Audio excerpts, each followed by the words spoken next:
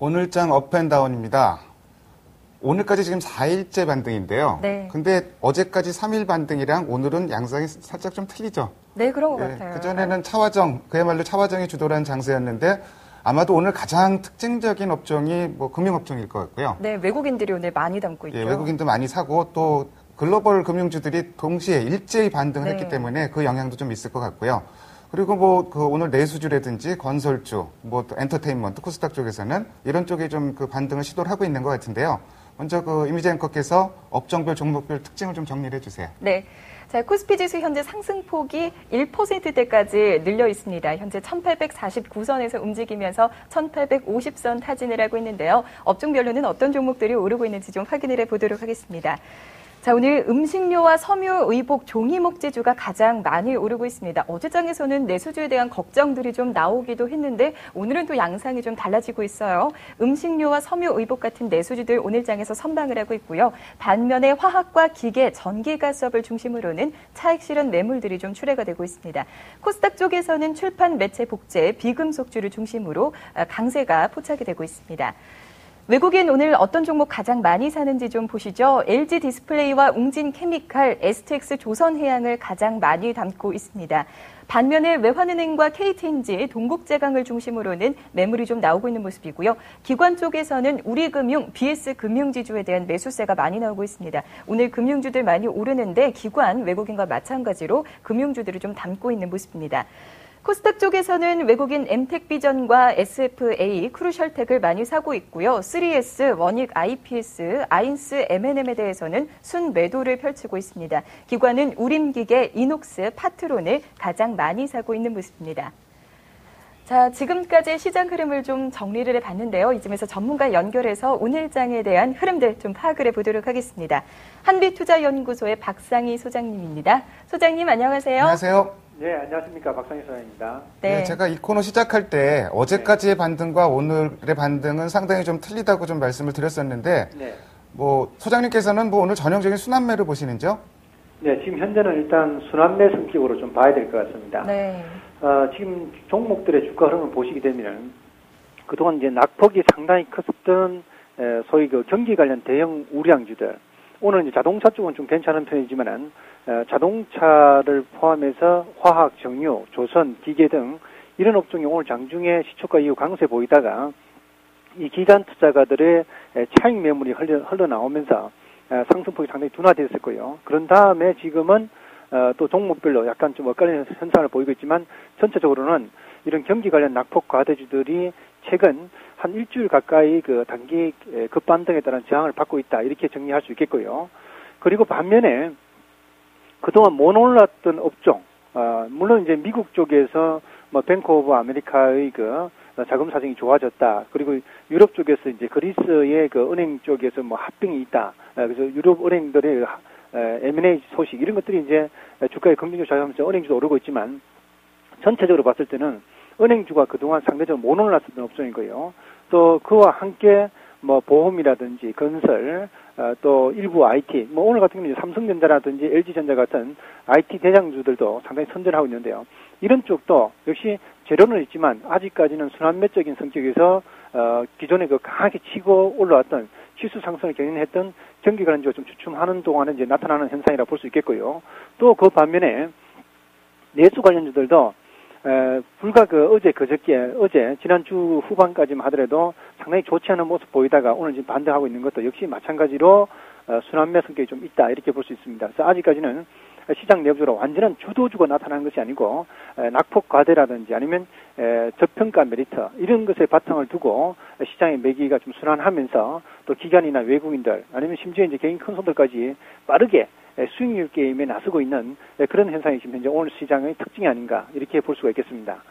자, 그러면은 순환매 장세라는 게 상당히 좀 피곤한 장세일 수도 있습니다. 개인 투자자 입장에서는 막 쫓아다니다가 오히려 실익은 없고 수익은 안 나고 좀 이런 장세가 되기가 쉬운데요. 뭐 이런 장세에서 개인 투자자도 좀 어떻게 대처해야 될까요? 그렇습니다. 지금 순환매 장세에 그 미리 길목 지키기를 하지 않으면은 사실상 투자가 좀 쉽지가 않습니다. 그래서 순환매에 바탕을 둔 트레이딩 관점에서 투자를 할 것인지 아니면 향후 그 시장 개선을 바탕을 두고 아니면 경기 관련 우량주라든지 업종 대표 블루칩들 갖다 공략할 것인지 이것을 좀 결정할 필요가 있는데요.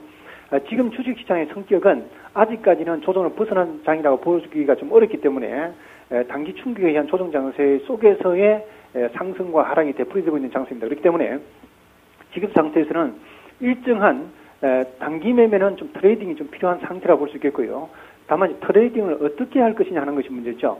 오늘 경기 관련주를 사고 오늘 내수 관련주를 또 다시 재매수하는 그런 매매도 역시 쉽지가 않을 것입니다. 그래서 어떻게 하면 좋으냐라고 일단 물으신다면 이렇게 말씀드리고 싶습니다.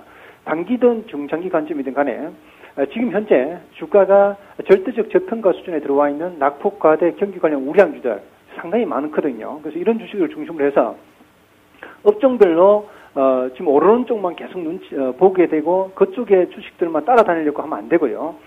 내가 보유하고 있는 주식이 일정 수준 경기 관련 우량주인데 많이 올랐다 하면 단기 비중 조절을 통해서 좀 비중을 줄였다가 다시 좀 밀리면 저가에 또 공략하고 이런 식으로 해야지 이쪽 갔다 저쪽 갔다 하는 것은 오히려 더 손실을 확대시킬 확률이 높기 때문에 단기든 중장기 관점이든 간에 경기 관련 낙폭 과대 대형 우량주 중심으로 해서 그것도 실적이 확실하게 뒷받침되는 그런 종목 중심으로 해서 좀 트레이딩을 좀 해가면서 일정 부분은 또 중장기로 묻어놓고 가는 그런 전략이 지금 필요한 시점이다 이렇게 말씀드리겠습니다. 예, 한마디로 요약해서 그러면은 일단 길목 지키기를 하되 내가 다소 단기적으로 손해를 보더라도 길게 가져갈 수 있는 우량주를 매매해라 이렇게 좀 요약을 하면 될 것 같습니다. 네, 그렇게 하면서 이제 좀 주가 좀 올라와주면 일정 부분은 좀 트레이딩 관점에서 접근해도 된다 이거죠. 네, 그러면은 그런 관점에서 혹시 좀 보고 계신 종목이 있으신지요? 네, 지난주에는 이제 현대자동차하고 SK이노베이션을 소개했었는데요. 네. 오늘은 이제 같은 개념에서 그 낙폭 과대하고 저평가되어 있고 그리고 하반기를 또 기대해 볼 수 있는 종목 중에서 철강주 좀 말씀을 드리겠습니다. 네. 포스코도 오늘 좀 좋은데요. 현대제철을 좀 소개를 해드리겠습니다. 현대제철이 네. 최근에 그 낙폭 과대에 따른 그 가격 메리트가 충분히 발생된 상태입니다. 지난번 그 4월달 최고가가 14만 9,500원이었는데 지금 주가는 이제 10만 6천원 정도 합니다. 그래서 지금 12개월 선행 BP에서 주당 그 순자산 가치가 11만 한 2천원 정도가 나옵니다. 오늘 주가 기준으로 해서 이제 PBR이 한 0.9배 수준으로 청산 가치 이하로 지금 이제 거래가 되고 있는데요.